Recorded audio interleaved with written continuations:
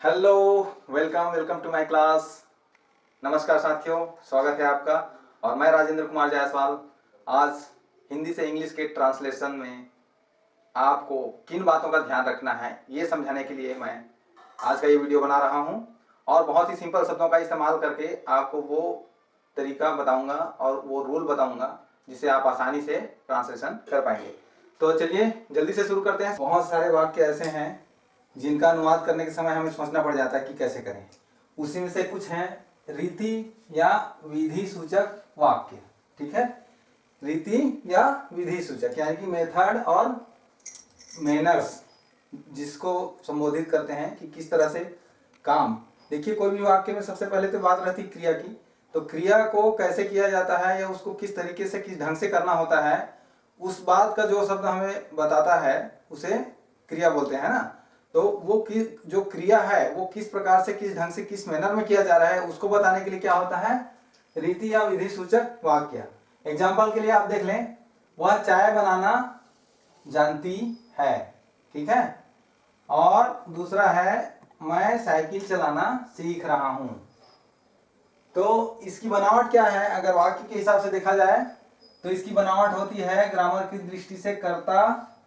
ठीक है, कर्ता के साथ में फिर धातु, उसके साथ में कोई भी धातु है, कोई भी ऑब्जेक्ट है उसके साथ में ना लगेगा और फिर सकर्मक क्रिया लगेगा यानी कि ट्रांजिटिव वर्ब।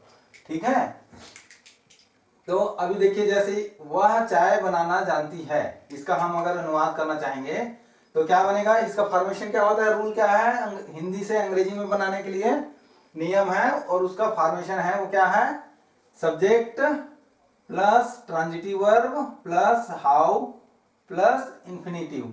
ठीक है, ऐसा करके इस रूल के मुताबिक अगर हम इसको उतार देंगे अंग्रेजी आसानी से बन जाएगा।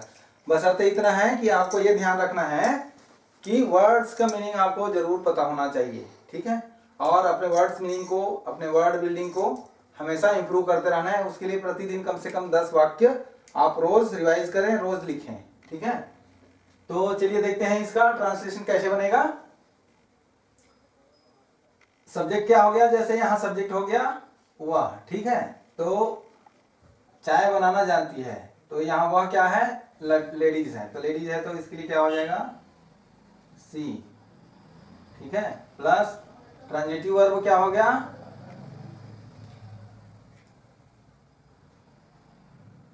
सी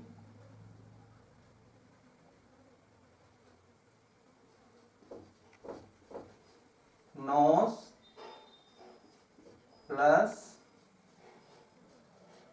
हाउ टू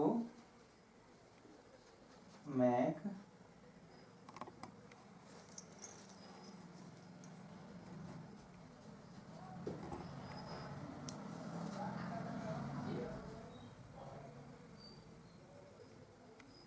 ठीक है, तो सी सब्जेक्ट हो गया इसका, वह के लिए सी हो गया, और ट्रांजिटिव वर्ब क्या हो गया, नोज हो गया। यहाँ पे ट्रांजिटिव वर्ब क्या हो गया, बनाना, है ना। बनाने के लिए क्या हो गया, नोज लग गया, और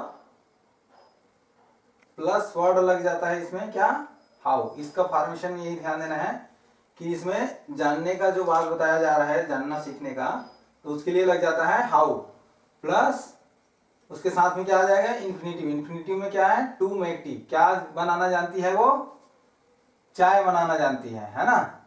तो टू मेक टी, वह चाय बनाना जानती है, इसी को बोलते हैं subject plus transitive verb plus how लगेगा और इन्फिनिटिव लगेगा। ठीक है, यानी कि अदर वर्ड्स लगेंगे।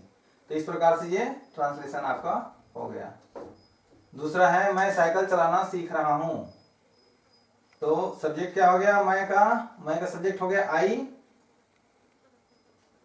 प्लस यहां क्या हो जाएगा, नो, क्योंकि यहां आई प्लूरल में गिनती होता है, तो यहां वर्ब का क्या लग जाएगा, प्लूरल फॉर्म लग जाएगा, है ना।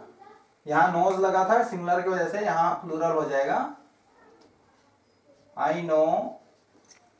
हाउ, हाउ लगेगा ही लगेगा, है ना। इस वर्ड फॉर्मेशन का जो फॉर्मेट है उसमें हाउ लगेगा ही लगेगा। I know how to oh sorry, मैं साइकिल चलाना सीख रहा हूँ, है ना।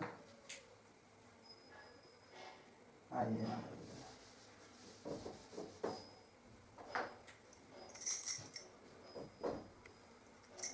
अच्छा ये हम दूसरे वर्ड का ले रहे हैं, साइकिल चलाना सीख रहा हूँ, इसका ये बनाना जानती है वो अलग बात है। दूसरे वाक्य का है तो यहाँ हो जाएगा आई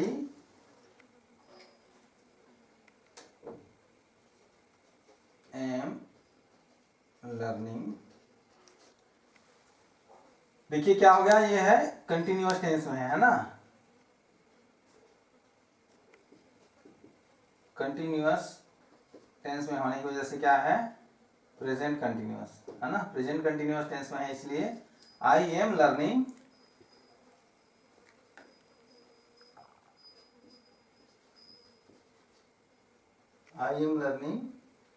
हाउ टू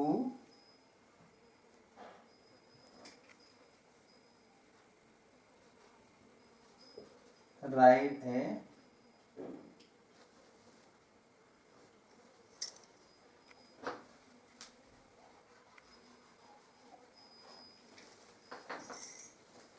बाईसाइकिल। ठीक है, ये हो गया आपका इंफिनिटिव। आई एम लर्निंग ये हो जाएगा आई के साथ में प्रेजेंट कंटिन्यूअस टेंस में वाक्य है। ये वाक्य किस में है,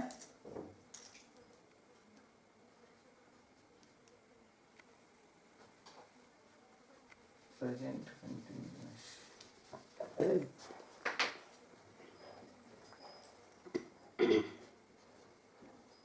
प्रेजेंट कंटिन्यूअस टेंस में है ये वाक्य। ठीक है, तो इसका क्या बनेगा, I am learning how to ride a bicycle.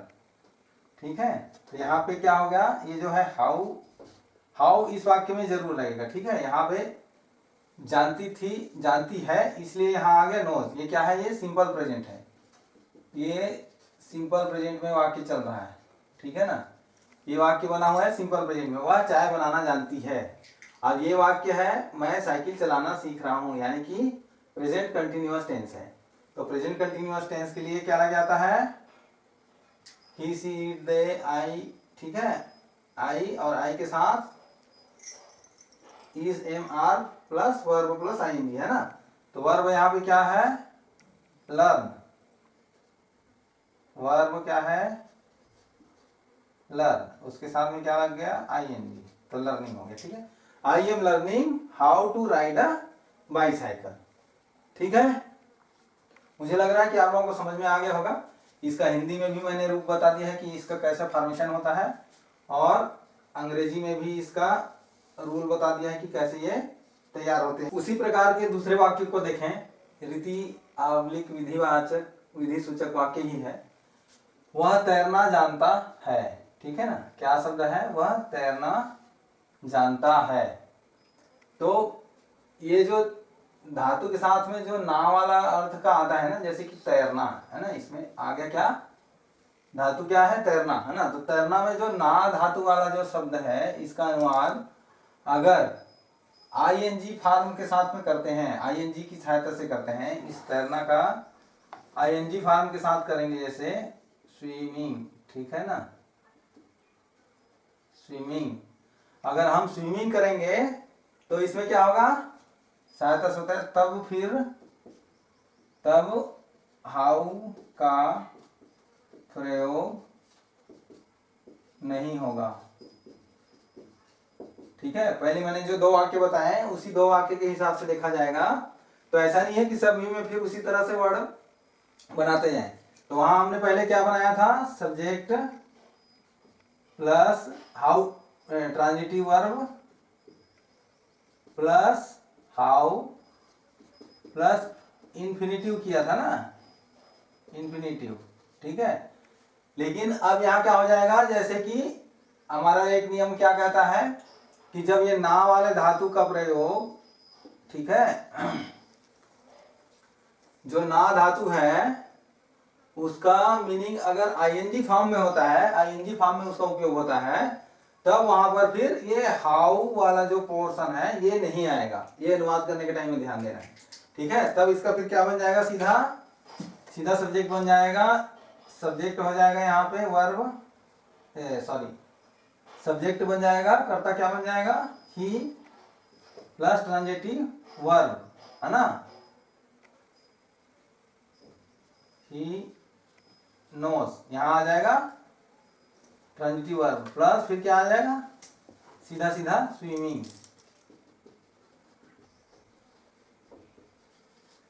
क्या आ जाएगा, स्विमिंग, ही नोज स्विमिंग। इसमें क्या हो गया, ये जो हाउ जो है, हाउ यहाँ पे लगाना नहीं पड़ता है। कब नहीं लगाना पड़ता है, जब धातु का जो नाम वाला पोर्शन प्रयोग होगा उसके लिए जब आईएनजी फॉर्म लगेगा ना, जैसे स्विमिंग, तैरना एक क्रिया है, लेकिन स्विमिंग जो है, स्विमिंग का जो फॉर्म है ऑब्जेक्ट के रूप में, धातु के रूप में जब आता है तो वहां पे फिर क्या हो जाता है, ये हाउ का प्रयोग नहीं होगा। तो ऊपर मैंने पहले जो दो वाक्यों के लिए बताया था वर्ड फॉर्मेशन, उसमें हाउ लग रहा था सब जगह में, तो इस वाले में हाउ नहीं लगेगा, ये ध्यान देने वाली बात है इसे, ठीक है। इसलिए आज के लिए इतना ही, थैंक यू।